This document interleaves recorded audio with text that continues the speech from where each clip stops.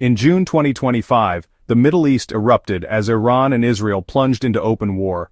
What had long simmered beneath the surface, decades of tension, covert operations and proxy battles, finally exploded into a direct and devastating conflict.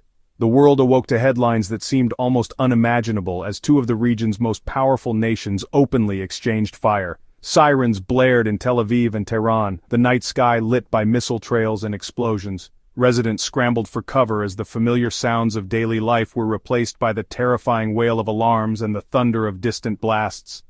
For millions, the war was no longer a distant threat. It was at their doorstep. Decades of shadow conflict vanished in an instant.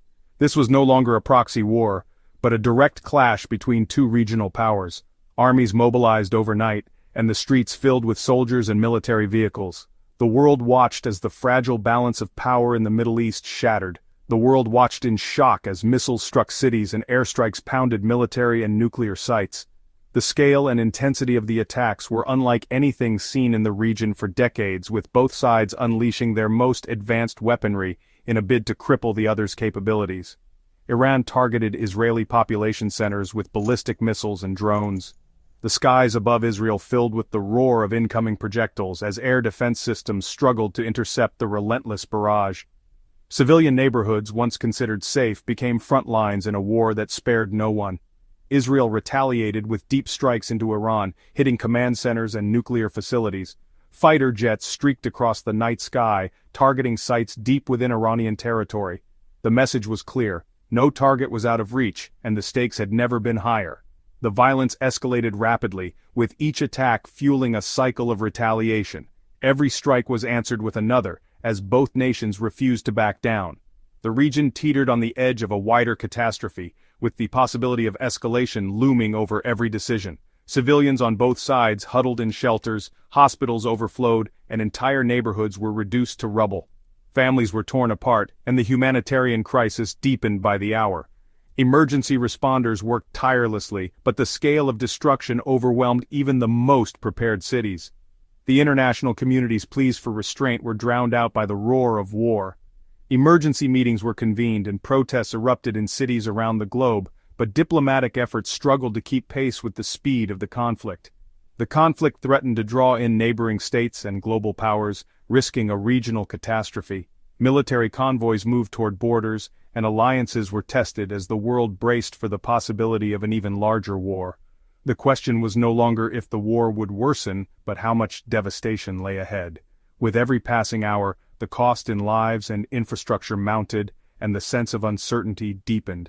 The Middle East was ablaze, and the world held its breath.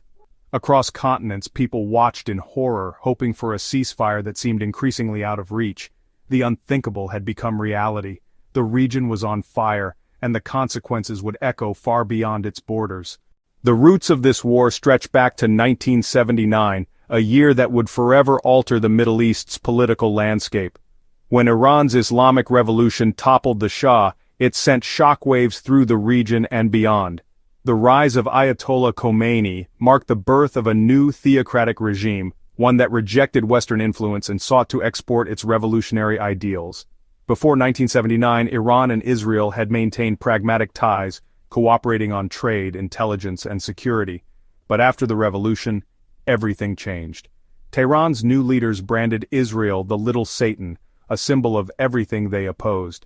Determined to challenge Israel's existence, Iran began building a vast network of proxies: Hezbollah in Lebanon, Hamas in Gaza, and other militant groups across the region. These groups became the front line in a shadow war, carrying out attacks and spreading Tehran's influence. Israel, feeling increasingly threatened, responded with a campaign of covert operations. Mossad agents carried out daring missions, cyber attacks targeted Iran's infrastructure, and scientists linked to Iran's nuclear program became targets for assassination, all in an effort to halt Iran's nuclear ambitions. For decades, this shadow conflict simmered beneath the surface. Intelligence agencies on both sides played a dangerous game, probing for weaknesses and testing each other's resolve, while the world watched anxiously. Proxy wars erupted in Lebanon, Gaza, and Syria.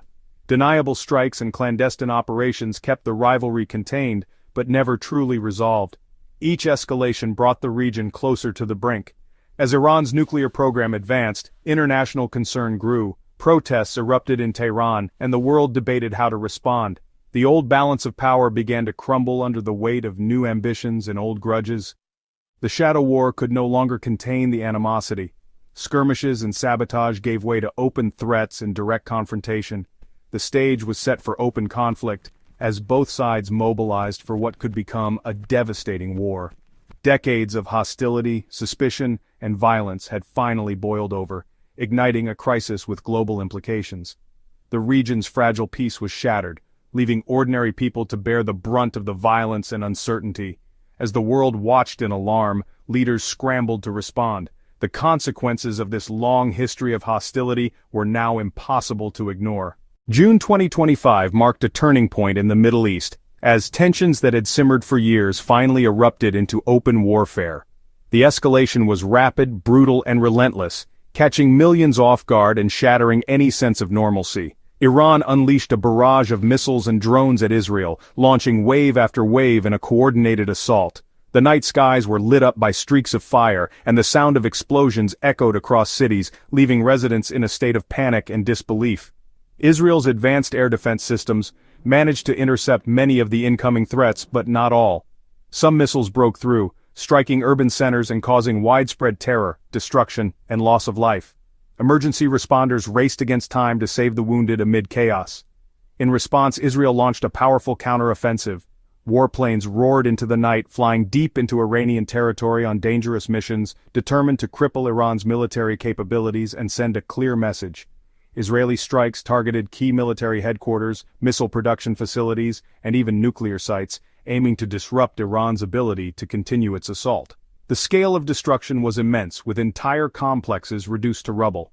But the violence did not stay confined to military targets. It quickly spilled over into civilian areas. Hospitals, homes, and high-rise apartments were hit, leaving ordinary people to bear the brunt of the conflict. In Beersheba, tragedy struck when a missile devastated the Soroka Medical Center, killing patients and staff, and overwhelming the city's emergency services. Tel Aviv, Israel's vibrant heart, was left scarred and battered. Missile impacts destroyed apartment buildings, forced mass evacuations, and left thousands of families homeless, their lives upended in an instant. Humanitarian crises erupted on both sides of the border. Hospitals overflowed with the injured, while countless people sought refuge in makeshift shelters. Aid workers struggled to keep up with the mounting needs of the displaced and wounded. The war was no longer about military strategy or political objectives. It had become a human tragedy, unfolding in real time, with families torn apart and communities shattered. Around the globe, people watched in horror as the conflict spiraled out of control. News reports dominated headlines, and world leaders scrambled to respond to the growing catastrophe. Each new day brought fresh devastation, more airstrikes, more destruction, and more lives lost or forever changed. The cost in lives and suffering soared, leaving deep scars that would last for generations. The world could only watch, hoping for an end to the nightmare. The air war was relentless and strategic.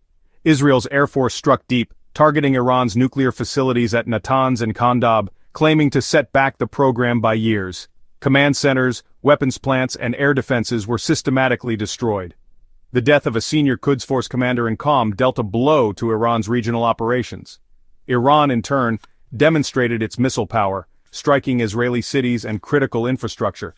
The attack on Soroka Medical Center underscored the vulnerability of civilians. Leaders on both sides traded personal threats, pushing the conflict into dangerous new territory. The war became intensely personal, with no clear path to de-escalation. The stakes grew higher with every strike. The war's true victims were civilians. In Iran, hundreds died in airstrikes. Thousands more were wounded or trapped in rubble.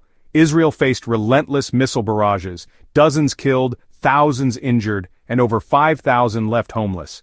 Children spent nights in shelters, traumatized by the constant threat. Hospitals in both countries were overwhelmed, struggling to treat the wounded amid shortages and damage. The United Nations declared a humanitarian crisis, but calls for a ceasefire went unheeded.